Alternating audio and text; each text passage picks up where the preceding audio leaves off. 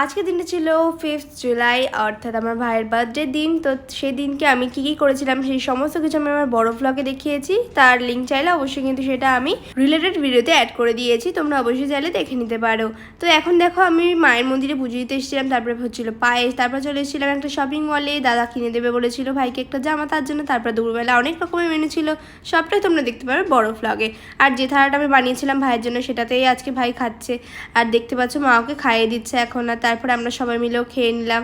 আজকের মেনুটা ভীষণ সুন্দর ছিল, তো সবাই মিলে খুব আনন্দ করে খেলাম।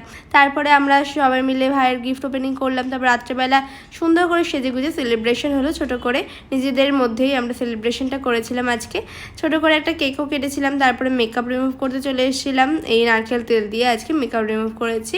আর দেখো খুব সুন্দরভাবে মেকআপ রিমুভ হয়ে গেছে। তারপর রাত্রেবেলা বিরিয়ানি খেয়ে আজকের ডিনারটা কমপ্লিট করে ফেললাম। তো আজকের ব্লগটা অবশ্যই কেমন লাগলো সেটা জানাতে ভুলো না। আজকের মতো বাই।